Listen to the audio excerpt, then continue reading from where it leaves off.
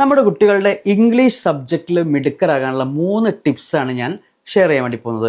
Number 1, നമ്മുടെ കുട്ടികളുടെ English foundation proper ആക്കുക. അതായത് ചില കുട്ടികൾക്ക് ഇംഗ്ലീഷ് റീഡിങ് പ്രയാസമുള്ളവരുണ്ടാവും, ഇംഗ്ലീഷ് റൈറ്റിംഗ് പ്രയാസം ഉണ്ടായിരിക്കും, ബേസിക് ഗ്രാമർ അറിയാത്തവരുണ്ടായിരിക്കും, ടെൻസസ് അറിയാത്തവരുണ്ടായിരിക്കും, സെൻറ്റൻസ് സ്ട്രക്ചർ ക്രിയേറ്റ് ചെയ്യാൻ അറിയാത്തവരുണ്ടായിരിക്കും. സോ ഈ കാര്യങ്ങളൊക്കെ നമ്മൾ സ്പെഷ്യലായിട്ട് നമ്മൾ ട്യൂഷൻ കൊടുത്തിട്ട് നമ്മൾ കുട്ടികളെ പഠിപ്പിക്കുക. അതിന് നമ്മുടെ നാട്ടിൽ ഒരുപാട് ഇൻഡിവിജ്വൽ ട്യൂഷൻ സെൻറ്റേഴ്സ് ഉണ്ട്. നിങ്ങൾക്ക് പറ്റുമെങ്കിൽ നിങ്ങൾ പഠിപ്പിച്ചു കൊടുക്കാം, ഏതെങ്കിലും റിലേറ്റീവ്സിനെ കൊണ്ട് പഠിപ്പിച്ചു കൊടുക്കാം. ഒരു നോർമൽ ട്യൂഷന് പോയി കഴിഞ്ഞാൽ ഒരു പക്ഷേ ഈ കാര്യങ്ങളൊന്നും കുട്ടികൾക്ക് ഇൻഡിവിജ്വൽ അറ്റൻഷനോടുകൂടി പഠിക്കാൻ സാധിക്കില്ല. സോ നമ്പർ 1, കുട്ടികളുടെ ഫൗണ്ടേഷൻ റെഡിയാക്കുക. രണ്ടാമതായിട്ട് ചെയ്യേണ്ടത്, നമ്മൾ ഇതുപോലത്തെ ഒരു നോട്ട്ബുക്ക് എടുത്തിട്ട് ഒരു വൊക്കാബുലറി നോട്ട്ബുക്ക് ഉണ്ടാക്കുക. ഇതിൽ ചെയ്യേണ്ടത് എല്ലാ ദിവസവും ഒരു 2-3 വേർഡ്സ് വീതം, പുതിയ വേർഡ്സ് വീതം കുട്ടികൾ പഠിക്കാം. ടെക്സ്റ്റ് ബുക്കുള്ള വേർഡ്സ് ആയിരിക്കാം, പുറത്തുള്ള കുട്ടികൾക്ക് യൂസ് ചെയ്യേണ്ട വേർഡ്സ് ആയിരിക്കാം. സോ എല്ലാ ദിവസവും 2-3 വേർഡ്സ് കുട്ടികളുടെ കപ്പാസിറ്റിക്ക് അനുസരിച്ച് പഠിക്കാം. സോ ഇങ്ങനെ പഠിക്കുകയാണെങ്കിൽ ഒരു വർഷം ഏകദേശം 500 to 750 വേർഡ്സ് കുട്ടികൾ പഠിക്കും. സോ ഈ വേർഡ്സ് ഉണ്ടെങ്കിൽ മാത്രമാണ് കുട്ടികൾക്ക് അവരുടെ ലാംഗ്വേജ് അവർക്ക് എക്സ്പ്രസ് ചെയ്യാൻ സാധിക്കുള്ളൂ.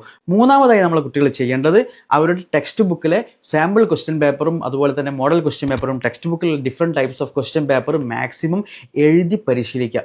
സോ ഈ ഒരു 3 കാര്യങ്ങളും നമ്മൾ ഫോക്കസ് ചെയ്ത് ചെയ്യുകയാണെങ്കിൽ നമ്മുടെ കുട്ടികളെ നമുക്ക് ഇംഗ്ലീഷിൽ മിടുക്കരാക്കാൻ സാധിക്കും. So please share this valuable video to all of the parents.